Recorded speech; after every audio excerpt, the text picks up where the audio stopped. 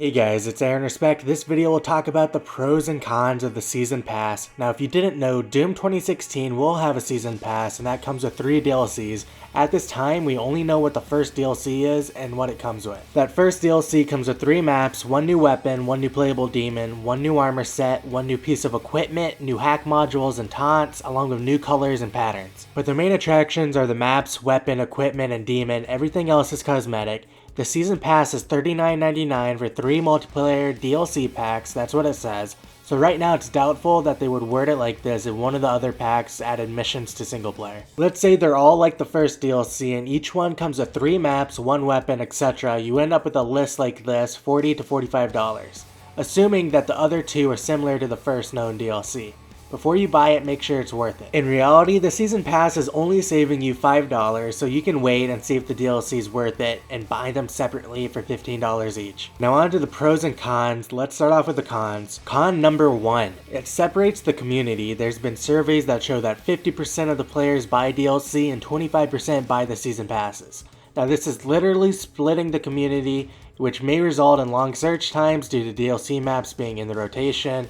It becomes harder to play with friends that don't have the DLC, but hopefully the DLC isn't required to play normal playlists. Con number 2. The exclusivity of the maps are fine, but the weapons, equipment, hack module, and demons that you'll be unlocking when you purchase the DLC could lean towards a pay to win if these new weapons equipment are slightly above balance. And there's 2 sides to it. It not only drives people want to buy it, but it's buying it for the wrong reason because they feel like they need it to be on the same level playing grounds. Now I'm not saying it is going to purposely unbalance the weapons, equipment, etc. in the DLC. Knowing what type of company they are, it's unlikely. But unintentionally it could slip by, similar to how some weapons in the beta seem to be the go-to gun compared to others. I'm looking at you, Super Shotgun. I'm not too worried about that because we're not going to get into the balance of the weapons until the final release. Con number 3. Back in the day, DLC and expansions actually added genuine content to the game. You got complete finished game with finished DLC. Now you get an almost finished game with DLC that should have been in the game since day one. For example, the game Destiny literally had locked away content on disc for the first couple DLCs. Pros number 1. It gets people talking about the game, telling their friends about the new guns, maps, etc. It builds hype and excitement back to the game, similar on how it feels now waiting for Doom to release. Pros number 2. It keeps the game from getting stale by adding new experiences to the game, in turn keeping it fresh. Although they need to come out with single player DLC to cater to that audience also. Pros number 3. DLC happens because they see the potential to make bigger profits while giving the gamers what they want. Don't forget, they'll be doing free updates like map modules, props, and objects for Snap Map, along with free multiplayer content updates like new game modes. Keep in mind, these aren't the only pros and cons to DLC, but some of the major stuff we figured you guys should know.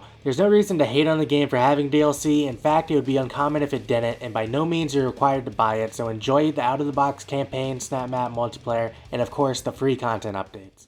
That's it for the video. Hope you guys enjoyed it. Let us know how you feel about DLC. For us, we aren't necessarily against it. We're just waiting for more information on what the maps look like, what weapons are in it, and we'll assess if it's worth it or not. But don't forget to like, subscribe, and follow us on Twitter @DoomUp.